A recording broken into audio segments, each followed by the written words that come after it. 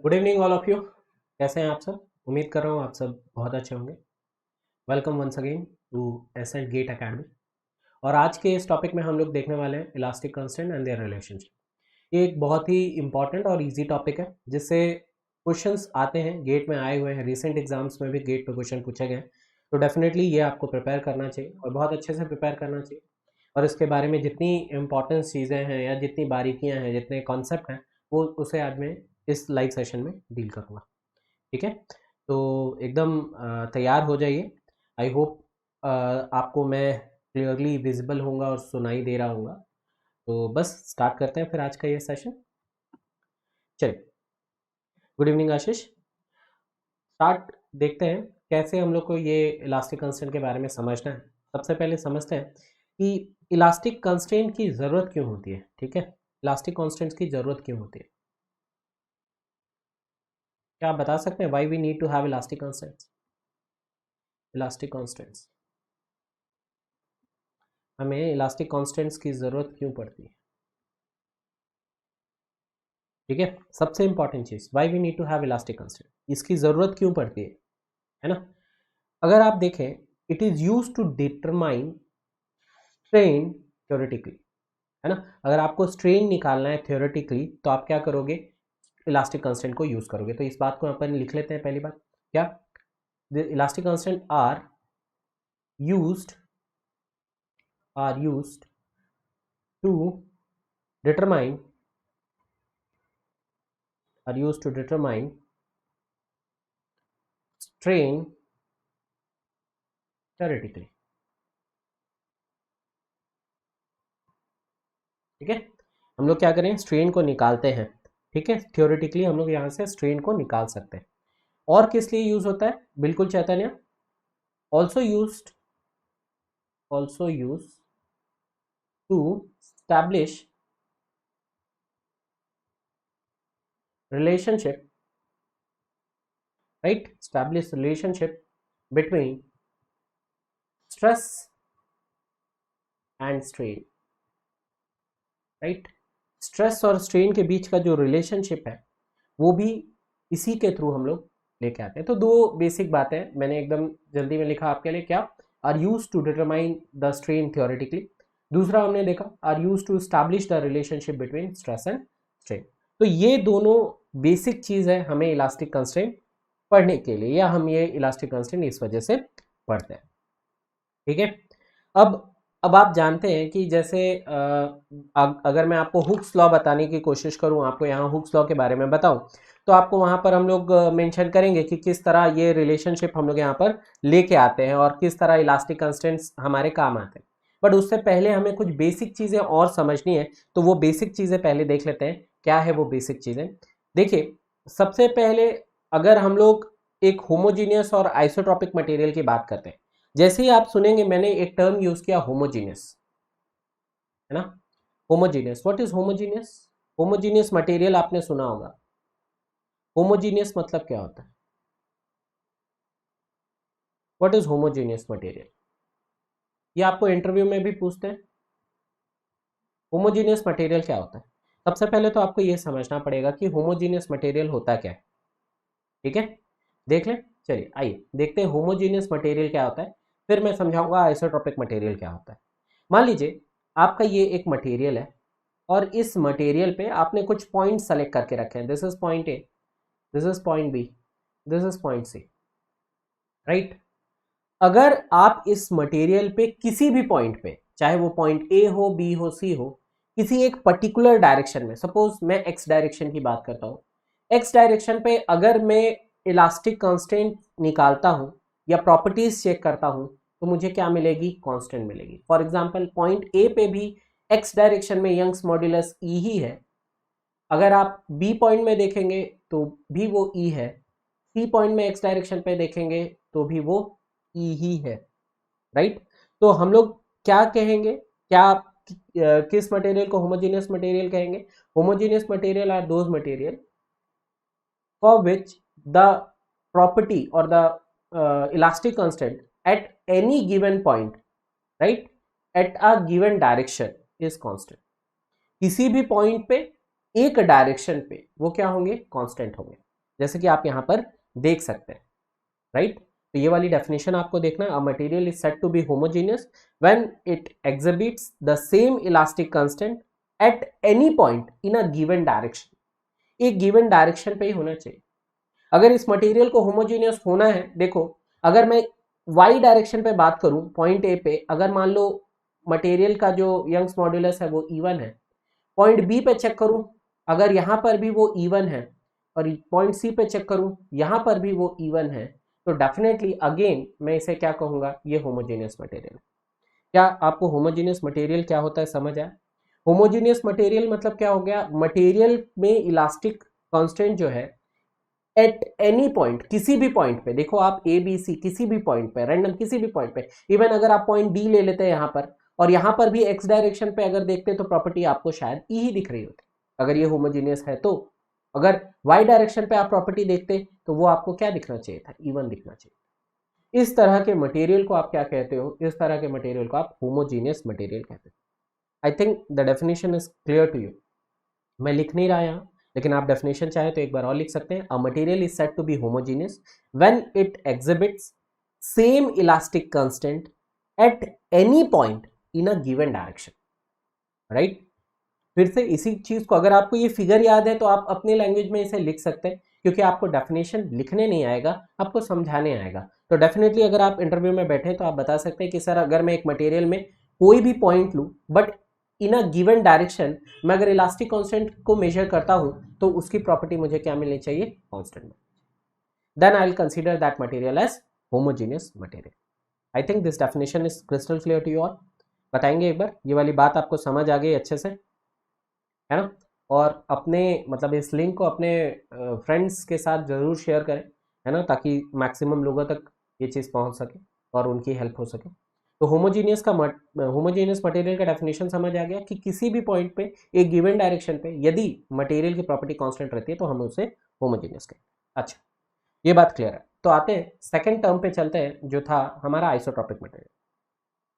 क्या होता है आइसोट्रॉपिक मटेरियल? कोई ट्राई करेगा कमेंट बॉक्स पे, आइसोट्रॉपिक मटेरियल क्या होता है? क्या होता है आइसोट्रॉपिक मटेरियल, सोचिए। आइसोट्रॉपिक मटेरियल क्या होता है? अब आप समझिए, अगर आपने एक पर्टिकुलर मटेरियल लिया है, राइट, इसमें आप डिफरेंट पॉइंट ले लीजिए, पॉइंट ए पॉइंट बी ले लेते हैं। If the elastic constant eight a given point is same in all the direction, ठीक है, एक पॉइंट में किसी भी डायरेक्शन पे अगर आप प्रॉपर्टी चेक कर रहे हो और वो सेम है किसी भी डायरेक्शन पे, चाहे वो एंगल पे हो, कोई भी डायरेक्शन, यहाँ अगर आपका प्रॉपर्टी हर जगह ई आ रहा है, मान लो यंग्स मॉड्यूलस आप मेजर कर रहे थे, हर जगह आपको प्रॉपर्टी ई दिखाई दे रही है, then it will be considered as what, at a given point in any direction, right, at a given point in any direction, then it will be called as what, then it is called as isotropic. इस type का material को हम लोग isotropic material, इस तरह के material को हम लोग आइसोट्रॉपिक मटेरियल। अगर पॉइंट बी पे देखेंगे तो हो सकता है इस डायरेक्शन में E1 हो, इस डायरेक्शन पे भी E1 हो, अभी भी ये मटेरियल आइसोट्रॉपिक है। लेकिन क्या ये मटेरियल होमोजीनियस है? देखिए, मुझे जवाब दीजिए, ये जो आपके सामने मैंने मटेरियल ड्रॉ किया, क्या ये होमोजीनियस है? आइसोट्रॉपिक तो है, होमोजीनियस है नहीं, क्योंकि अगर मैं वाई डायरेक्शन पे देखूं, पॉइंट ए पे E है वाई डायरेक्शन में और पॉइंट बी पे E1 है, विच इज नॉट सेम। बात समझ आ गई? ये वाली बात समझ आ गई? तो ये आइसोट्रॉपिक तो है लेकिन होमोजीनियस नहीं, राइट। तो ये वाली चीज आपको हमेशा देखनी पड़ेगी। ये फिगर आपको क्या बता रहा है? आइसोट्रॉपिक मटेरियल बता रहा है, isotropic but not homogeneous, homogeneous नहीं, ठीक है। ये वाली बात समझ आ गई? आइसोट्रॉपिक क्या होता है समझ आ गई, हाँ या ना, राइट। मतलब आइसोट्रॉपिक मटेरियल किस चीज से इंडिपेंडेंट है? हम कह सकते हैं it is independent of direction, right. Material property is independent of direction, आप यहां लिख सकते हैं। यहां पर अगर लिखे कभी आपको स्टेटमेंट के तौर पे दे दे, आइसोट्रॉपिक मटेरियल पे material properties are independent of direction, statement true और फॉल्स? Statement is true.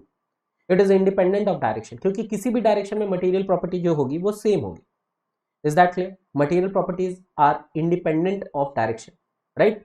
ये वाली बात समझ आ गई। वैसे ही अगर आप होमोजीनियस के लिए लिखना चाहें तो आप इसे लिख सकते हैं कि यहाँ जो होमोजीनियस मटेरियल होता है they are independent of independent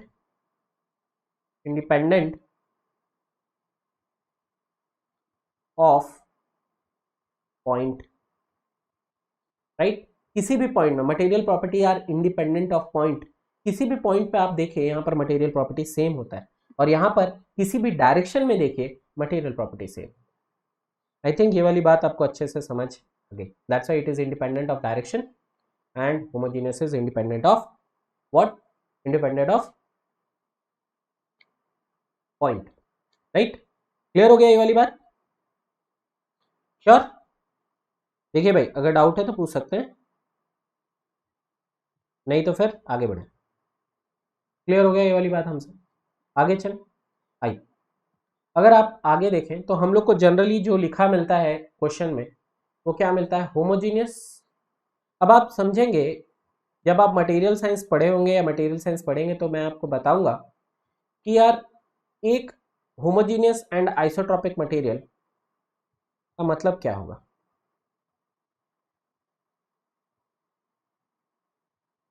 क्या कहना चाहते हो इससे? अगर आप किसी मटेरियल को होमोजीनियस और आइसोट्रोपिक कह रहे हो, मतलब किसी भी पॉइंट पे किसी भी डायरेक्शन पे अगर प्रॉपर्टी चेक करो वो सेम है। यहाँ भी ई चेक कर लो, दूसरा पॉइंट लो, यहाँ पर भी आप उसे देखो। इस तरह का material X direction, Y direction, Z direction कहीं भी नाप रहे, किसी भी डायरेक्शन पे देखो, material properties are same. This material will be considered as homogeneous as well as isotropic. इस मटेरियल को आप होमोजीनियस एंड आइसोट्रोपिक दोनों कहोगे। बट प्रैक्टिकली ऐसा होता नहीं है, प्रॉपर्टीज चेंज होती हैं, इसीलिए कोई भी मटेरियल होमोजीनियस और आइसोट्रोपिक नहीं होता। हाँ, इसे अचीव किया जा सकता है बट लिमिटेशंस है इसके, ठीक है? तो ये वाली बात आपको समझ आ गई आई गेस। होमोजीनियस क्या होता है, आइसोट्रोपिक क्या होता है। अगर आपको कोई पूछे तो आप बता सकते हैं कि होमोजीनियस मतलब क्या है? Material property in a given direction at any point is same, and isotropic means material property eight a given point in any direction is same, है ना? एक पॉइंट पे किसी भी डायरेक्शन में अगर प्रॉपर्टी सेम है तो उसे आइसोट्रोपिक कहेंगे, नहीं तो अगर गिवन डायरेक्शन में सेम है तो उसे होमोजीनियस कहेंगे। आई होप ये दोनों डेफिनेशंस आपको बहुत अच्छे से समझ आ गए होंगे। अगर कोई डाउट है तो मुझसे पूछ सकते हैं, ठीक है? नहीं है डाउट? अच्छा, अगर डाउट नहीं है तो देखिए, जनरली जो होमोजीनियस एंड आइसोट्रोपिक मटेरियल होते हैं उसके लिए हम लोग जो इलास्टिक कांस्टेंट लिखते हैं, एक लिखा जाता है ई, राइट? दूसरा जी, तीसरा के, और चौथा म्यू। ई यंग्स मॉड्यूलस है, जी मॉड्यूलस ऑफ रिजिडिटी, है ना? के बल्क मॉड्यूलस और म्यू पॉइजन्स रेशियो। अभी इन सब के बारे में हम लोग इन डिटेल बात करेंगे, इन सभी के बारे में हम लोग इन डिटेल बात करेंगे, ठीक है? तो एकदम घबराना नहीं है, हम लोग एक एक करके इन सब के बारे में पढ़ेंगे। ई क्या है? यंग्स मॉड्यूलस कहते हैं। जी क्या है? शेयर मॉड्यूलस कहते हैं या मॉड्यूलस ऑफ रिजिडिटी कहते हैं। के क्या है? बल्क मॉड्यूलस है। और म्यू क्या है? पॉइजन्स रेशियो है। इन सभी के रिगार्डिंग हम लोग अभी डिटेल में देखने वाले, एक एक करके हम लोग इनके डिटेल पे देखेंगे, ठीक है? ये वाली बात समझ आ गई।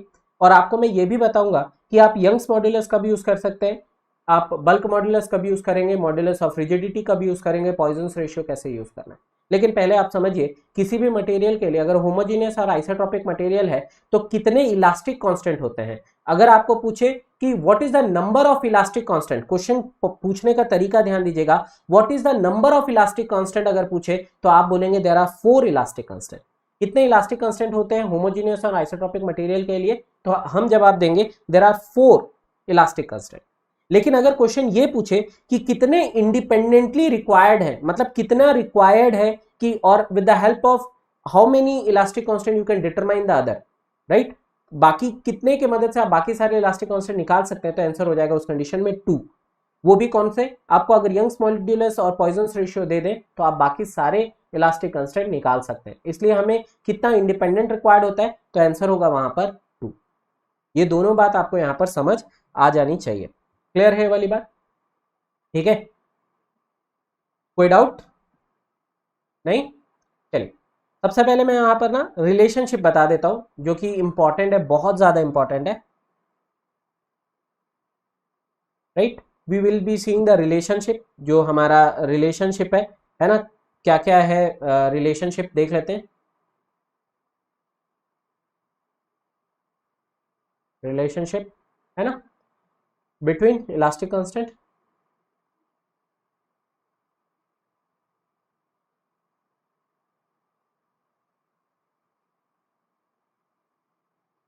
ठीक। आओ इसे देख लेते हैं, अगर कोई डाउट हो तो पूछ सकते हो, नहीं तो देख लेते हैं। देखो, ये जो मैं फॉर्मूले बता रहा हूँ इसे हम लोग डिराइव करके देखने की बिल्कुल ज़रूरत नहीं है, और हम लोग करेंगे भी नहीं, क्योंकि अननेसेसरी वो आपको रिक्वायर्ड नहीं होगा, क्योंकि गेट के एग्जाम में आपको डायरेक्ट इसका सॉल्यूशन पता होना चाहिए, ठीक है, रिलेशनशिप पता होना चाहिए। तो देखिए सबसे पहले E that is equals to 2g 1 plus mu, E that is equals to 2g 1 plus mu, this is the first relationship जो आपको याद होना चाहिए। Second, E that is equals to 3k 1 minus 2 mu, 1 minus 2 mu, ये second relationship है। और third relationship जो होता है E that is equals to 9kg upon 3k plus G, ये तीनों रिलेशनशिप आपको याद होना चाहिए, तो आप इजीली सारे चीज निकाल सकते हैं। ये वाला रिलेशनशिप बहुत important, E that is equals to 2g 1 plus mu, E that is equals to 3k 1 minus 2 mu, E that is equals to 9kg upon 3k plus G, ठीक है सर। इंडिपेंडेंट कांस्टेंट साइन किरण दो होते हैं, ठीक है, मैं अभी क्वेश्चन लेंगे तो आपको वहां पर फिर से हम इस चीज को समझाएंगे, ठीक है। तो यहाँ पर अगर आप देखें E that is equals to 2g 1 plus mu, E that is equals to 3k 1 minus 2 mu, E that is equals to 9kg upon 3k plus G, ये तीन रिलेशनशिप होते हैं। और अगर आप इन दोनों को फर्स्ट और सेकंड रिलेशनशिप को सॉल्व करो ना, तो आप चाहो तो म्यू की वैल्यू भी बता सकते हो, और आप चाहें तो इसे फोर्थ रिलेशनशिप के तौर पे याद कर सकते हैं। It is 3k minus 2g divided by 6k plus 2g। अब चाहें तो इसे क्या कर सकते हैं, देख सकते हैं, याद कर सकते हैं, ठीक है। तो आपको डायरेक्ट क्वेश्चन आते हैं इन रिलेशनशिप के बेसिस में, तो आप फटाफट अपने कॉपी को बंद करके एक बार दोबारा ये रिलेशनशिप अगर फर्स्ट टाइम रीड कर रहे हैं तो याद कर लीजिए। E that is equal to 2g 1 plus mu, E that is equal to 3k 1 minus 2 mu, E that is equal to 9kg divided by 3k plus. ये रिलेशनशिप आपके लिए बहुत हेल्पफुल रहेंगे और इससे क्वेश्चंस बहुत बार पूछे जाते हैं, ठीक है, ये वाली बात याद हो जाएगी। आइए चलिए कुछ बेसिक्स देख लेते हैं, किस टाइप के क्वेश्चंस आते हैं पहले देख लेते हैं, फिर आगे पढ़ेंगे इन्हीं के बारे में, ठीक है। ये देखिए, ये हमने कल डिस्कस किया था टॉपिक, उसी से क्वेश्चन आया है। ये गेट का क्वेश्चन है, गेट 2021 जो अभी हुआ है, 2021 वाला जो एग्जाम हुआ है, एक्सी डी का पेपर का क्वेश्चन नंबर 6 है। अब डायरेक्ट खोल के भी देख सकते हैं। With respect to plane of maximum shear which of the following statement is incorrect. चलिए आंसर बताने की कोशिश करिए इसका, इसका आंसर आप क्या निकालते हैं देखिए।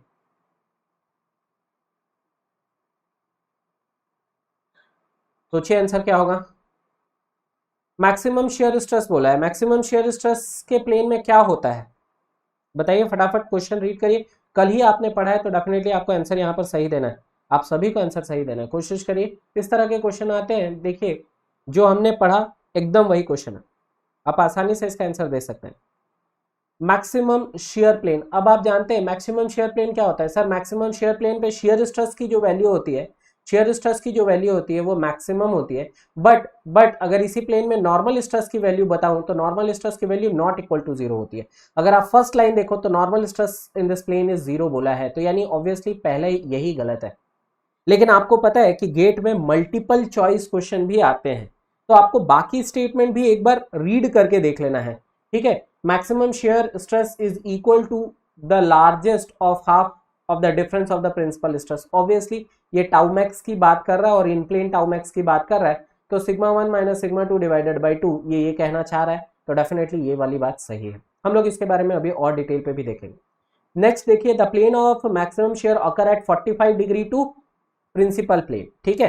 प्रिंसिपल प्लेन के 45 डिग्री, ऑब्वियसली अगर मैं 0 डिग्री पे प्रिंसिपल प्लेन कहता हूं तो इसके 45 डिग्री पे मेरा क्या आने वाला है, शेयर प्लेन आने वाला है, तो ये वाली स्टेटमेंट भी करेक्ट हो जाती है। The magnitude of maximum shear in is equal to the the largest of the radius of the Mohr circle. Obviously ये जो है ये क्या है, रेडियस ऑफ मोहर सर्कल है। अगर आपने पढ़ा है कभी तो आपको ये भी पता होगा, नहीं पढ़ा है तो कोई बात नहीं, हम लोग इसके बारे में स्टडी करेंगे तो आपको मैंने ये चीज़ बतानी है ना। तो देखेंगे अगर आप इस क्वेश्चन को, तो ये क्वेश्चन बस बेसिक पढ़ के भी ये क्वेश्चन का आंसर दिया जा सकता था। विच of the statement is incorrect बोला है तो करेक्ट आंसर क्या हो जाएगा इसका, ए हो जाएगा। That is first statement itself is incorrect.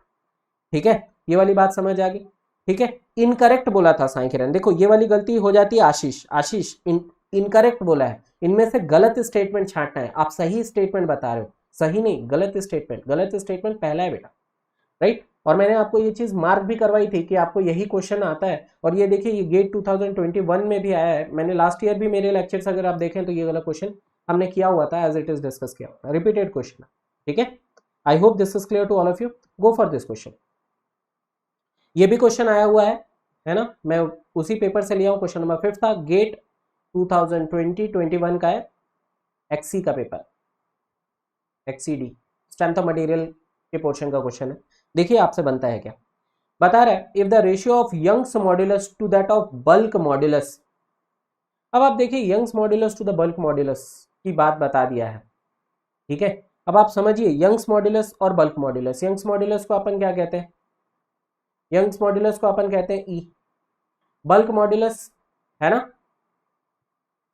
Bulk modulus को अपन क्या कहेंगे सर, के। तो आपको यहां पर ई बाई के की वैल्यू बता रहा है, दैट इज 3/2। फिर आपसे पूछ रहा है the ratio of shear modulus to that of Young's modulus. ध्यान से देखना, अब आपको पूछ रहा है जी डिवाइडेड बाई ई की वैल्यू बताओ, जी डिवाइडेड बाई ई की वैल्यू। अब आप समझो कैसे निकलेगा सर, हमने यहाँ रिलेशनशिप देखा था, याद है आपको, E that is equal to क्या होता है, E that is equal to 3k 1 minus 2 में होता है। अब आप अगर देखो E by K that is equal to 3 1 minus 2 में।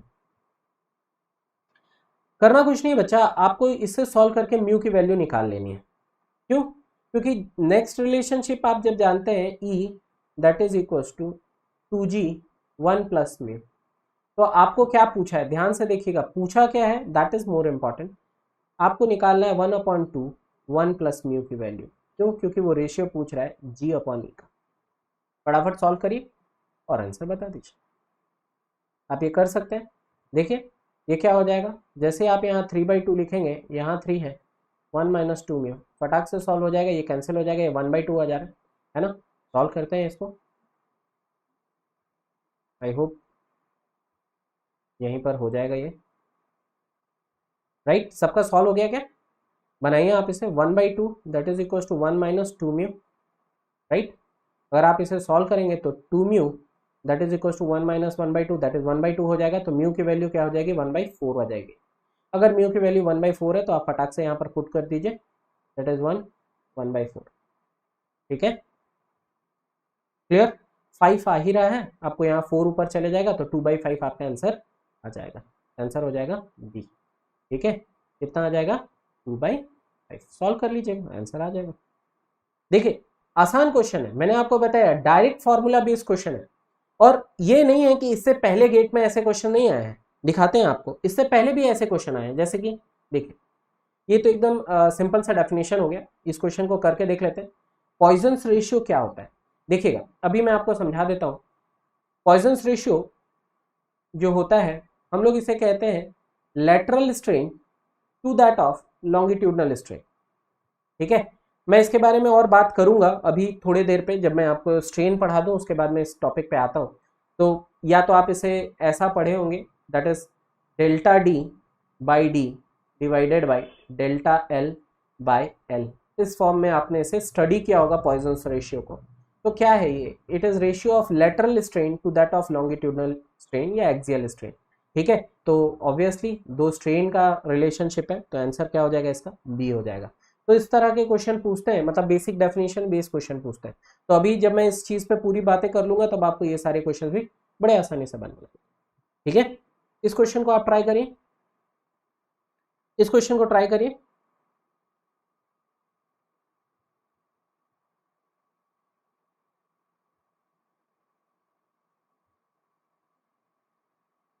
देखिए इस क्वेश्चन को, the number of independent elastic constant for a linear elastic, isotropic and homogeneous material. अब आप समझिए इंडिपेंडेंट लिखा है, टोटल नहीं पूछा। अगर पूछता टोटल कितने होते हैं तो हम शायद जवाब दे रहे होते 4, अगर टोटल पूछता तो। अगर यहाँ इंडिपेंडेंट की जगह टोटल लिखा होता तो आंसर होता हमारा A, in this case answer A होता। लेकिन वो पूछ रहा है इंडिपेंडेंट, मतलब what he want to ask you that with the help of how many elastic constant you can calculate the others. तो there are 2 independent elastic constant, answer will be, correct answer is not 4, it is 2, है ना। और वो दो कौन कौन से हैं वो भी याद रख लीजिए, that is Young's modulus and Poisson's ratio. अगर आपको ये दोनों बता दिया जाए तो आप रेस्ट इजीली कैलकुलेट कर सकते हैं, राइट। तो आंसर क्या होगा, 2 होगा, 3 नहीं होगा साई किरण, आंसर 2 होगा इसका, ठीक है। आंसर इसका क्या आएगा, 2 आएगा, ठीक है। क्लियर, ये वाली बात भी बन जाएगी। Simple questions.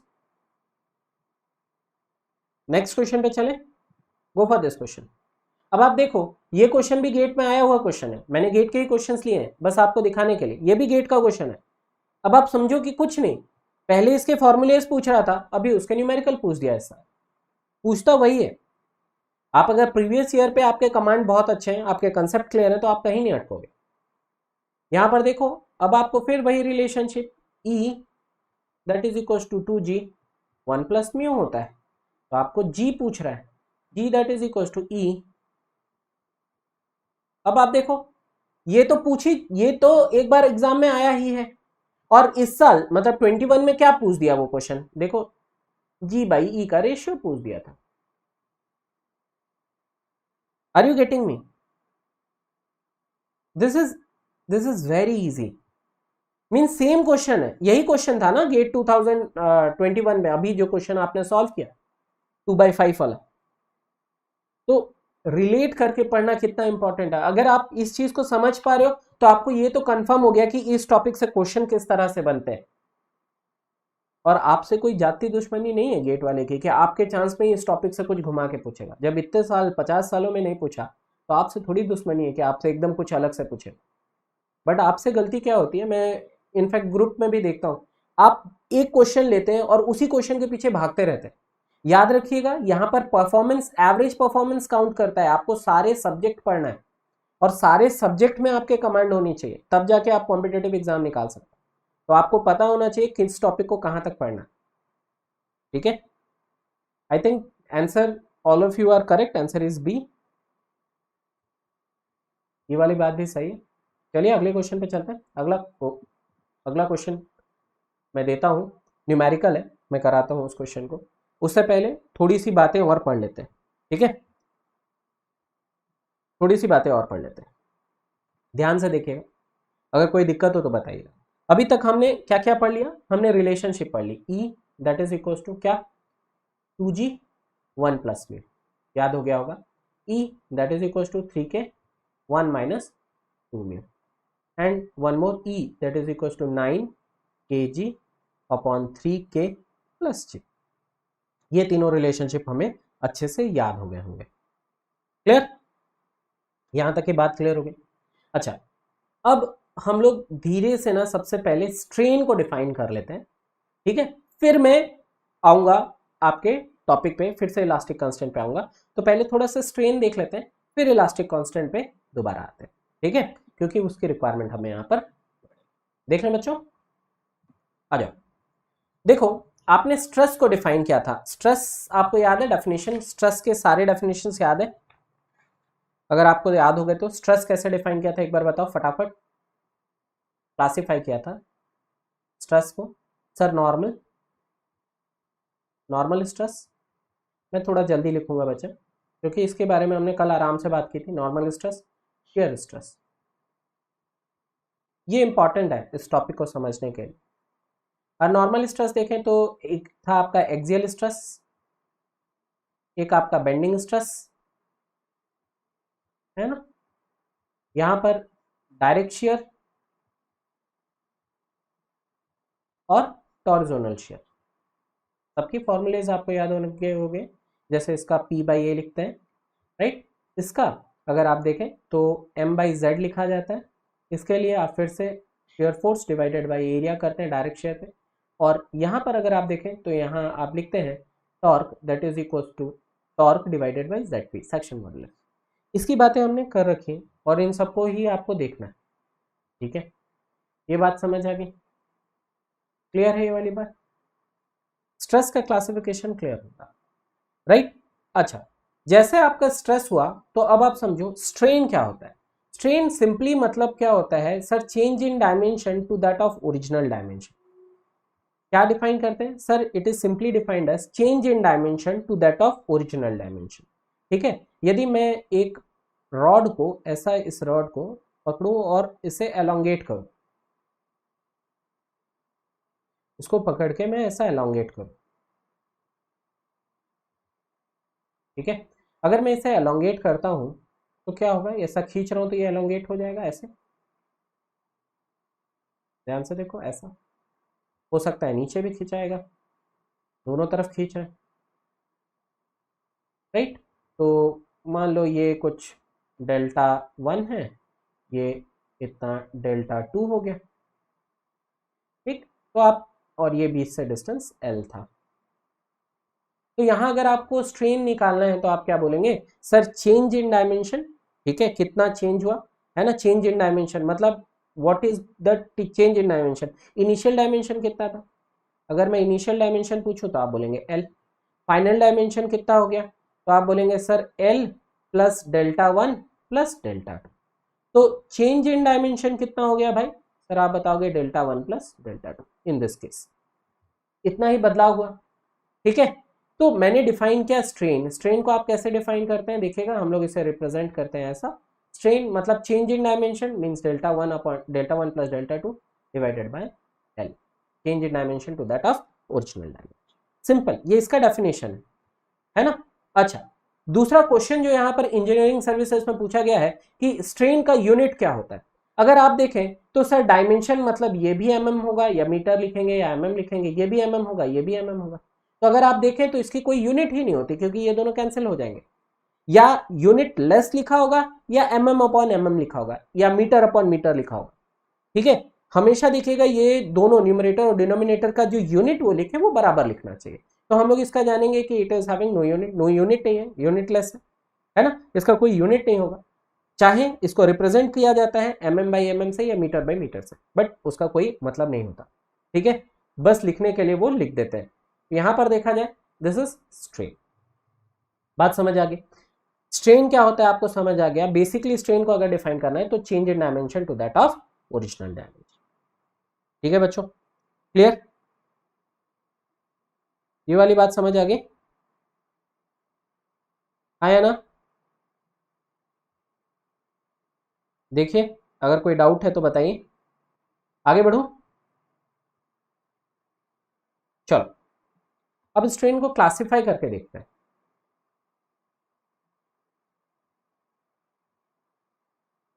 स्ट्रेन को क्लासिफाई करके देखते हैं, बहुत इजी है स्ट्रेन को क्लासिफाई करना। देखिए, ठीक है, स्ट्रेन को क्लासिफाई करके देखते हैं। एक होता है आपका नॉर्मल, भाई जैसा स्ट्रेस होगा वैसा ही स्ट्रेन होगा, ठीक है। तो एक होगा आपका नॉर्मल स्ट्रेन। देखिए ध्यान से समझिएगा, अब आप पूरा बेसिक से पढ़े हैं तो देखिए, लोड से क्या होगा, समझिए, लोड से आपका आएगा स्ट्रेन, स्ट्रेन से आपका होता है स्ट्रेस, ठीक है।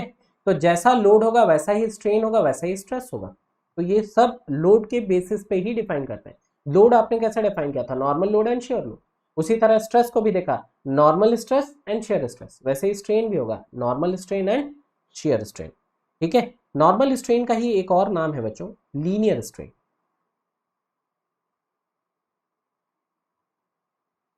Linear strain. और अगर मैं शेयर स्ट्रेन के बारे में बात करूं तो यहां पर दूसरा जो कैटेगरी होगा वो होगा आपका शेयर स्ट्रेन, राइट। नॉर्मली जो ये नॉर्मल स्ट्रेन है उसे हम लोग इस सिंबल से रिप्रेजेंट करते हैं, और शेयर स्ट्रेन को हम लोग इस सिंबल से, ये इनका रिप्रेजेंटेशन, क्लियर। अब आप देख लो कि ये नॉर्मल स्ट्रेन फर्दर बाइफरकेट होते हैं, है ना। एक होता है आपका लॉन्गिट्यूडनल स्ट्रेन, एक होता है आपका लेटरल या ट्रांसवर्स, लेटरल या ट्रांसवर्स स्ट्रेन कहेंगे।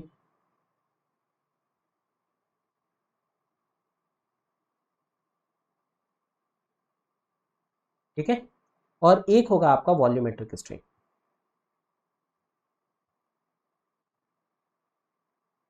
ठीक है, ठीक है, वॉल्यूमेट्रिक स्ट्रेन का ही एक दूसरा नाम होता है डायलेशन। डायलेशन, ठीक। तो हमने यहाँ पर जो स्ट्रेन देखना है, नॉर्मल स्ट्रेन देखना है, उसे किस किस कैटेगरी में देखना है? सबसे पहले हमें देखना है लॉन्गिट्यूडनल स्ट्रेन क्या होता है, फिर देखना है लेटरल स्ट्रेन या ट्रांसवर्स स्ट्रेन क्या होता है, फिर हमें देखना है वॉल्यूम स्ट्रेन या डायलेशन क्या होता है। इसे एक एक करके समझते हैं। आ जाओ बच्चों, आ जाओ, एक एक करके देखते हैं। ठीक है, मैं कोशिश करता हूँ यही मैं दो चीज़ को आपको बता पाऊँ।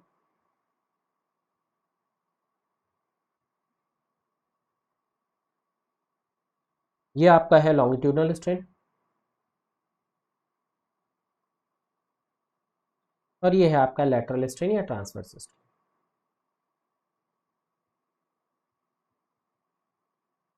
अब आप समझिएगा, देखिए, अगर मैं एक रॉड रखूं, ये मेरा रॉड है,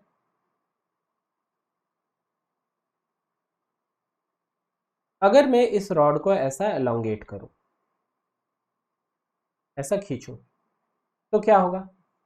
जो स्ट्रेन इसके, अब आप समझिएगा, अगर आप किसी चीज को खींच रहे हैं, एक वायर है उसको अगर पकड़ के खींच रहे हैं, तो क्या होगा सर? वो लेंथ वाइज लंबा हो जाएगा लेकिन डायमीटर वाइज कम हो जाएगा।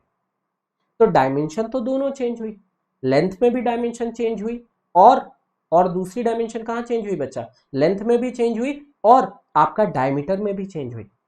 हुआ या नहीं हुआ?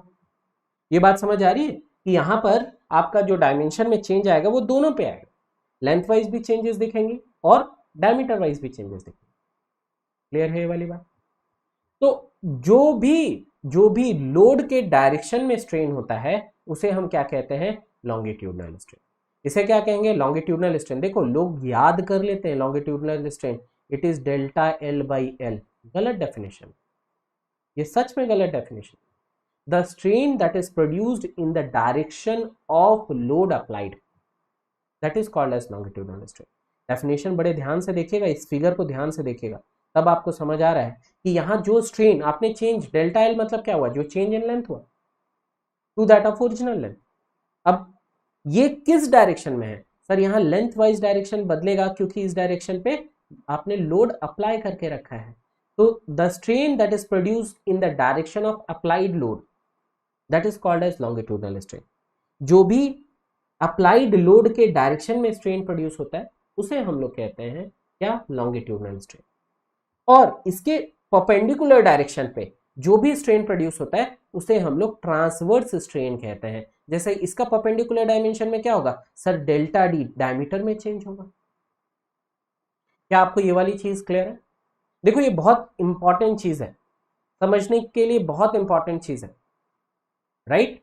देखो, क्यों अभी आपको यहां पर दिक्कत नहीं जा रही है, लेकिन अगर मान लीजिए मैंने एक क्वेश्चन ऐसा बना दिया एग्जाम में, क्योंकि वो डेफिनेशन वाइज गेट में बेसिक पूछता है, एकदम बेसिक क्वेश्चन होंगे। अब आप समझना, ध्यान से देखो, इस क्वेश्चन के लिए आपको निकालना है,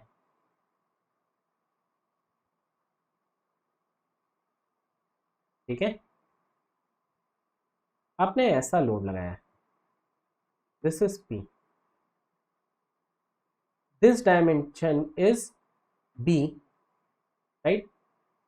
this dimension I am calling it as H, right? And this dimension I am calling it as L. अगर मैं अभी आपसे पूछूं कि what is the longitudinal strain, formula क्या होगा सर? अगर आप यहां लॉन्गिट्यूडनल स्ट्रेन देखेंगे तो अगर आप इसे खींचेंगे तो कौन से डायमेंशन में चेंजेस आएंगे सर? जो डायमेंशन बदलेगी वो डायमेंशन विड्थ डायरेक्शन पे, क्योंकि लोड लगा है विड्थ डायरेक्शन पे, आया ना? देखो, लोड आपने कहां अप्लाई किया है सर? विड्थ डायरेक्शन पे अप्लाई किया है, तो यहां पर लॉन्गिट्यूडनल स्ट्रेन क्या हो जाएगा sir? Delta B by B हो जाएगा। This is the longitudinal strain. ये आपका लॉन्गिट्यूडनल स्ट्रेन हो जाएगा इस पर्टिकुलर केस के लिए।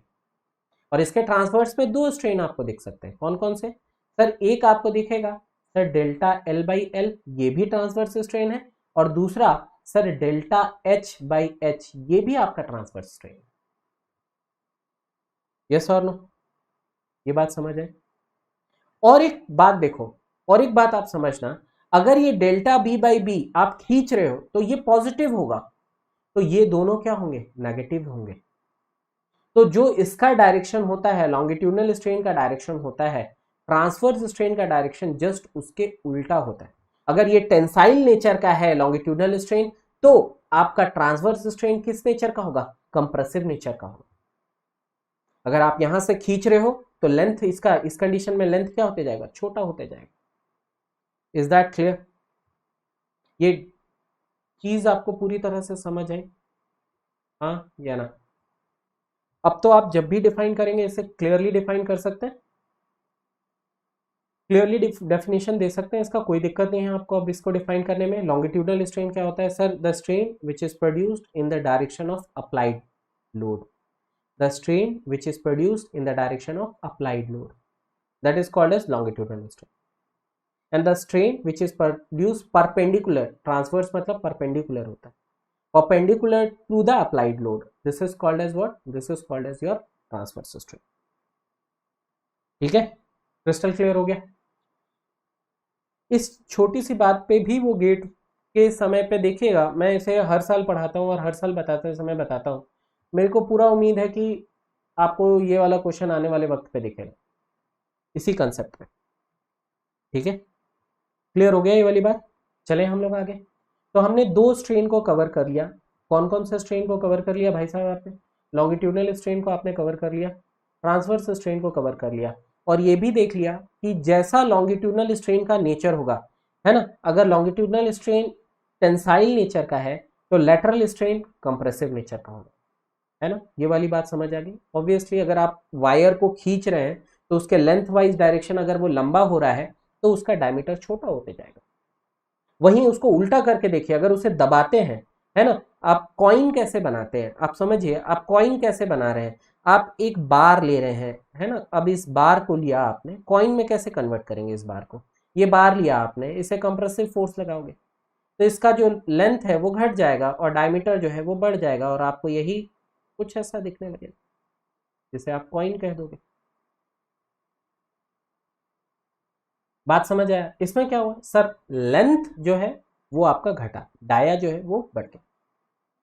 ठीक, और इसी का उल्टा मतलब हमेशा जो लॉन्गिट्यूडनल स्ट्रेन और लेटरल स्ट्रेन का जो नेचर होगा वो अपोजिट होगा, राइट? इसकी भी लिमिटेशन है, पॉइजन्स रेशियो पढ़ाते समय मैं आपको बताऊंगा, राइट? हमेशा ऐसा नहीं होता। देयर आर सम मटेरियल्स जो इसका ऐसा फॉलो नहीं करते, जैसे आपके जो बोन्स के बीच के लिगामेंट्स होते हैं वो फॉलो नहीं करते, लेकिन थोड़े देर बाद मैं वहाँ भी आऊँगा, जब मटेरियल्स की बात करूँगा तो मैं आपको बात बताऊँगा कि हमेशा ये पॉसिबल नहीं है, कभी कभी आपको इसका अपोजिट भी देखने में, दोनों साथ साथ एलोंगेट होते हुए भी दिखे। ठीक है, चलिए आगे बढ़ते। ये दोनों कंप्लीट हो गया, अब देखते हैं वॉल्यूमेट्रिक स्ट्रेन। वॉल्यूमेट्रिक स्ट्रेन देख लें, आइए वॉल्यूमेट्रिक स्ट्रेन समझ लेते हैं।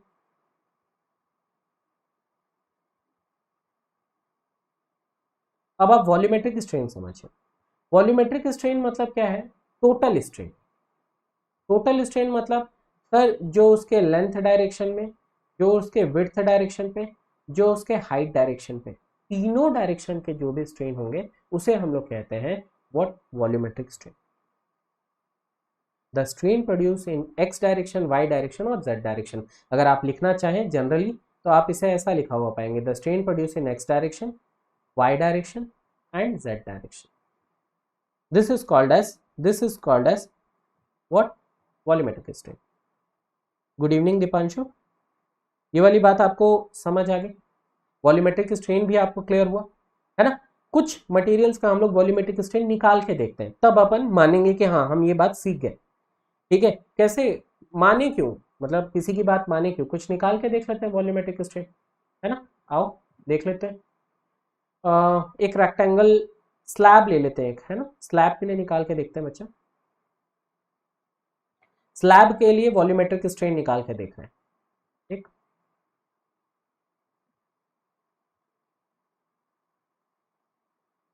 समझ आ रहा है बच्चों? बताएंगे एक बार। क्लियर है अभी तक का टॉपिक जो भी हमने पढ़ा? ओ टू बी लिख लेंगे यार यहाँ पे ना।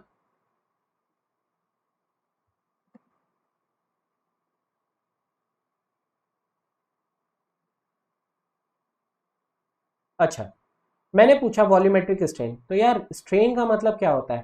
सर आप लिखोगे change in volume divided by original volume, simple. भाई स्ट्रेन तो मतलब यही है ना, change in dimension to the original dimension. यहाँ वॉल्यूम में चेंज होगा तो change in volume to that of original volume. मुझे बताओ वॉल्यूम ऑफ स्लैब क्या होता है? तो आप बोलोगे sir length into width into height. अगर मैं आपसे पूछूं कि भाई इसका चेंज बता, तो डेल्टा वी, तो आप बोलोगे सर बहुत आसान है, हम इसे लिख लेते हैं sir B into H into delta L, plus क्या कर दे L into H delta B, plus ध्यान से देखते चलिए क्या होगा L into B delta H. अब आपको वॉल्यूमेट्रिक स्ट्रेन चाहिए था, तो यही डेल्टा वी के डिवाइडेड बाई वी कर दीजिए, ये आपका क्या बन जाएगा वॉल्यूमेट्रिक स्ट्रेन। डिवाइड करिए इसे, एल बी एच, यहाँ भी लिखिए एल बी एच, यहाँ भी लिखिए एल बी एच, जो बचा उसे काट दीजिए। यहाँ पे क्या क्या कट जाएगा, एल कट जाएगा, एच कट जाएगा, यहाँ पर एल और बी कट जाएगा, क्या बचा volumetric strain, sir delta L by L plus delta B by B plus delta H by H. Clear है ये वाली बात? इसी चीज़ को आप क्या कहते हैं, वॉल्यूमेट्रिक स्ट्रेन कहते हैं स्लैब के लिए। ठीक है, आप एक चैप्टर पढ़ते हैं बच्चा, thin pressure vessel and thick pressure vessel पढ़ते हैं बच्चा। आप थिन प्रेशर वेसल पढ़ते हैं, थिक प्रेशर वेसल पढ़ते हैं, ठीक है। तो वहाँ पर जो वॉल्यूमेट्रिक स्ट्रेन निकालना रहता है वहाँ भी, है ना, आप ये वाली बात पढ़ते हैं, वॉल्यूमेट्रिक स्ट्रेन वहाँ भी आप स्टडी करते हैं। तो वॉल्यूमेट्रिक स्ट्रेन होता क्या है, देखते हैं। इस वाले कंडीशन पे जब आपका एक सिलेंडर हो, सिलेंडर के लिए आप वॉल्यूमेट्रिक स्ट्रेन निकाल रहे हैं, ये आपका एक सिलेंडर है, इसके लिए वॉल्यूमेट्रिक स्ट्रेन निकाल रहे हैं। देखो इसी क्वेश्चन को वो आपको थिन प्रेशर वेसल में भी पढ़ेंगे, लेकिन अगर यही बेसिक हमारा क्लियर होगा तो वहां उनको बिल्कुल भी टाइम नहीं लगेगा। मान लीजिए ये इसका लेंथ है और ये इसका डायमीटर। तो सबसे पहले तो मुझे बताइए what is the volume of a cylinder. Sir it is pi by 4 D square into L. Clear? अच्छा, अगर मैं आपको बताऊं कि सर इसको डिफ्रेंशिएट कर दो, तो आप बोलेंगे ठीक है सर कर देते हैं, पाई by 4 D square delta L. अगला क्या होगा सर, पाई बाई 4 है ना एल इंटू 2 डेल्टा डी। ठीक है, यही होगा, डिफ्रेंशिएशन हो गया। क्लियर ये वाली बात? अब आपको इसका क्या चाहिए था, स्ट्रेन। स्ट्रेन क्या होता है sir, change in volume to that of original volume. इसे डिवाइड कर दीजिए वॉल्यूम से, करिए divide, pi by 4 D square L, इसे भी करिए पाई बाई 4 डी स्क्वायर, ठीक है एल। जब आप इसे सॉल्व करेंगे आपके पास क्या बचेगा, यहाँ बचेगा डेल्टा एल बाई एल और यहाँ पर बचेगा twice delta D by D. और आपको अच्छे से याद होगा, आप लिखते हैं सिलेंडर के लिए इट इज लॉन्गिट्यूडनल स्ट्रेन, है ना, longitudinal strain plus twice hoop strain. Diameter को हूप भी कहा जाता है, that's why you are calling it as hoop strain. मैंने अभी आपको प्रेशर वेसल नहीं पढ़ाया, लेकिन उसके कंसेप्ट आपको क्लियर हो गए, आई होप सो। बताएंगे एक बार कमेंट बॉक्स में क्लियर हुए या नहीं हुए। एंड प्लीज़ यार अगर पसंद आता है तो वीडियो को प्लीज़ लाइक किया करें, अपने फ्रेंड्स के साथ शेयर किया करें, है ना। बताइए क्लियर हो गया? श्योर? मान लो ये वाली बात।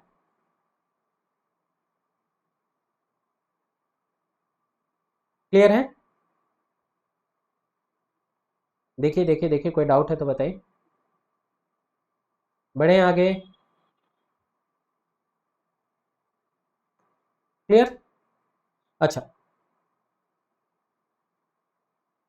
ओके, अब आप निकाल के बताइए मुझे एक स्फीयर के लिए, क्योंकि प्रेशर वेसल आप दो ही तरह से पढ़ते हैं, एक सिलेंड्रिकल पढ़ते हैं, एक स्फीयर पढ़ते हैं, स्फेरिकल के लिए भी देख लेते हैं, है ना। चलिए what is the volume of sphere, diameter के टर्म्स में बताइएगा volume of sphere. 4/3 pi R cube अगर आप बोल रहे हैं तो ठीक है, आर को डी पे कन्वर्ट करेंगे तो पाई/6, बताइए डी क्यूब है ना। वॉल्यूम ऑफ स्फीयर आप क्या लिखते हैं, 4/3 पाई आर क्यूब। ठीक है बच्चा पार्टी, अगर आपको मान लो नहीं आता, अब आपको याद नहीं है तो आप इसे ऐसा लिखो ना, नहीं याद है कोई दिक्कत नहीं, आपको लगेगा ये सर एकदम बच्चों वाला चीज़ है, रेडियस इज डायमीटर बाई 2, अगर आप इसे करोगे तो क्या आएगा, पाई/6 डी क्यूब। और कास्टिंग में ये चीज़ को मैं यूज़ करता हूँ, पाई/6 डी क्यूब, है ना, तो वहाँ ऐसा आपको दिक्कत नहीं जाना चाहिए। खैर आइए इसको सॉल्व कर लेते हैं। जब आप इसका डेल्टा वी लेंगे तो ये क्या हो जाएगा देखेंगे, तो इसमें पाई/6 इंटू 3 है ना, 3 डी स्क्वायर, ठीक है, डेल्टा। क्लियर। अब वॉल्यूमेट्रिक स्ट्रेन निकालने के लिए डिवाइडेड बाय वॉल्यूम करना पड़ता है, तो वॉल्यूम कर दो, इसके डिवाइजन में वॉल्यूम कर दो, जो कटता है काट ले, आंसर क्या बचेगा, 3 डेल्टा डी बाई डी। तो हम लोग जब भी वॉल्यूमेट्रिक स्ट्रेन निकालेंगे स्फीयर का क्या लिखेंगे, sir it is thrice hoop strain. Clear हो गया ये वाली बात, 100% डन मान लो ये वाली बात।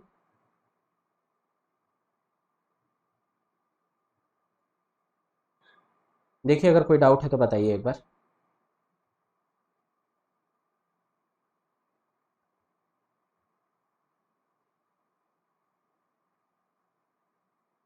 श्योर, आगे बढ़ चले।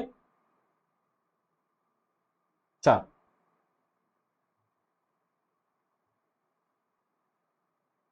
आप यहां तक आपने समझ लिया कि स्ट्रेन क्या क्या होता है, लॉन्गिट्यूडनल स्ट्रेन क्या होता है, ट्रांसवर्स स्ट्रेन क्या होता है, वॉल्यूमेट्रिक स्ट्रेन क्या होता है, और इसकी बहुत ज़रूरत पड़ती है जब आप इलास्टिक कंस्ट्रेंट समझने जाते हैं। ठीक है, एक और स्ट्रेन बचा है, आज वो कंप्लीट कर लेते हैं, है ना। आइए, क्या है, शेयर स्ट्रेन।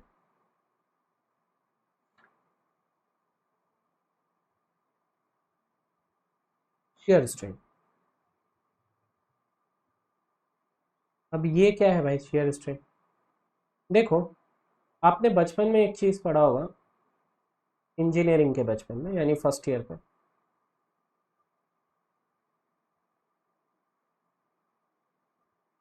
ये आपने पढ़ा होगा कि यहाँ पर एक लोड लगा रहे हैं ऐसा। अच्छा, अब आप मेरे स्टूडेंट हो तो मुझे पहले तो ये क्वेश्चन का जवाब दो कि इसका लॉन्गिट्यूडनल एक्सिस ये है, ये जो मेंबर दिख रहा है ना आपको ए बी, इसका लॉन्गिट्यूडनल एक्सिस ये है, इस लोड पी के वजह से क्या क्या इफेक्ट जनरेट होगा।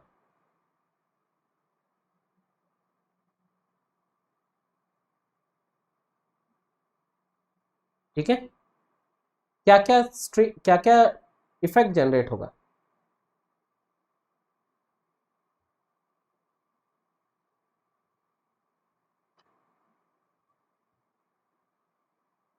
बताइए, सोचिए, बताइए, ये क्वेश्चन आया हुआ है गेट पे बच्चा। अगर आप देखें तो ये लोड कैसा है, जो पी है वो है ट्रांसवर्स शेयर लोड, और ट्रांसवर्स शेयर लोड की वजह से दो चीज होता है, एक होता है आपका शेयर फोर्स यानी शेयर स्ट्रेस आएगा, शेयर फोर्स है जैसा फोर्स वैसा स्ट्रेस, तो शेयर स्ट्रेस आएगा, और एक बेंडिंग भी तो आएगा। ईएल नहीं है बेटा, इसेंट्रिक ट्रांसवर्स शेयर लोड है ना, perpendicular to the longitudinal axis and passing through it, है ना। तो याद रखना इसमें दोनों आएगा, शेयर स्ट्रेस भी आएगा और बेंडिंग स्ट्रेस भी आएगा। ये क्वेश्चन आपके गेट का है, ठीक है। जनरली बच्चे क्या पढ़ते हैं, जब सेमेस्टर में पढ़े रहते हैं तो एक ही चीज पढ़ाया जाता है, जैसे मैं ही अभी इसको बता रहा था आपको, तो मैं डेफिनेशन शेयर स्ट्रेन डिफाइन करने के लिए क्या डिफाइन किया, ऐसे करके आपको एक मेंबर दिखाया और उस मेंबर पे मैंने एक लोड लगा दिया था ऐसा, राइट। लेकिन आप समझिए ये नहीं है यहाँ पर क्या है, ये ETSL है क्योंकि ये लॉन्गिट्यूडनल एक्सिस के परपेंडिकुलर है और पास भी कर रहा है, यानी यहाँ शेयर फोर्स और बेंडिंग मोमेंट दोनों आएगा। आई होप ये वाली बात समझ आ गई। तो सर शेयर स्ट्रेस होता क्या है, देखो शेयर स्ट्रेन क्या होता है हम लोग देख रहे हैं। शेयर स्ट्रेन क्या होता है, देखिए इनिशियली अगर आप देखें, मैं नाम लिख रहा हूं यहाँ A, B, C और D। आप फाइबर देखिए, AB फाइबर और BC फाइबर, अभी एंगल कितना है सर 90 डिग्री, 90 डिग्री है। इनिशियली ये एंगल 90 डिग्री है जब आपने लोड नहीं अप्लाई किया। लेकिन आइए, जैसे आप इस पे लोड अप्लाई कर देते हैं, जब आप इस पे लोड अप्लाई करेंगे तो अब क्या वो इनिशियली 90 डिग्री पे जो था वो 90 डिग्री रहेगा? नहीं, अब उसमें आपको चेंजेस दिखेंगे, राइट? चेंजेस दिखेगा।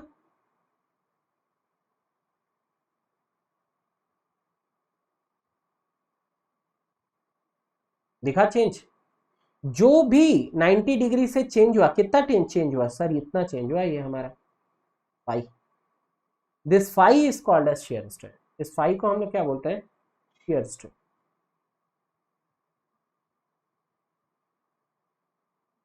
बात समझ है? हाँ या ना, एक बार बताएंगे। क्लियर हो गया? शेयर स्ट्रेन जो फाइबर में चेंज आ रहा है इनिशियल 90 डिग्री से, when you have applied this load, आप इस लोड को अप्लाई करोगे तो ये फिगर इस तरह ट्रांसफॉर्म होगा। तो जो ये इनिशियल 90 डिग्री में कौन से फाइबर के बीच में, ए बी और BC फाइबर, कौन कौन से fibre? A B and BC fibre. देखो पहले वो 90 डिग्री में थे, अब वो क्या हो गया? चेंज हो गया। कितने डिग्री से चेंज हुआ? 5 डिग्री से। तो हम इसे क्या कहेंगे? Will call it as shear strain. इसे हम लोग शेयर स्ट्रेन कहते हैं। आई होप शेयर स्ट्रेन का डेफिनेशन अब आपको समझ आ गया है ना? शेयर स्ट्रेन का डेफिनेशन भी समझ आ गया। दिक्कत है तो बताएंगे। क्लियर? मान लू, right? Shear strain, this change in angle, this is a small angle, this, that's why you'll call phi।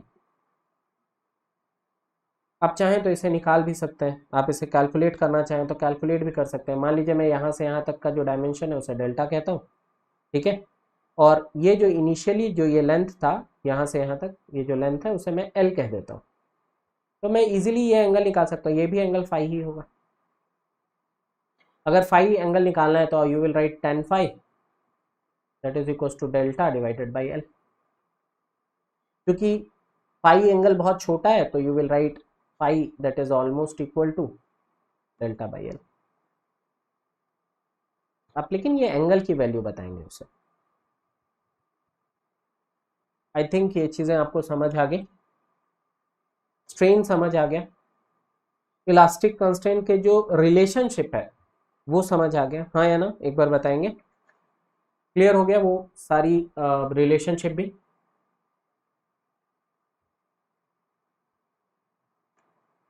है ना? अब हम क्या कर सकते हैं, सारे इलास्टिक कांस्टेंट को रिलेट कर सकते हैं एक दूसरे से और उसके बारे में इन डेप्थ समझ सकते हैं, जो कि मैं इसके पार्ट 2 पे लेके आऊँगा।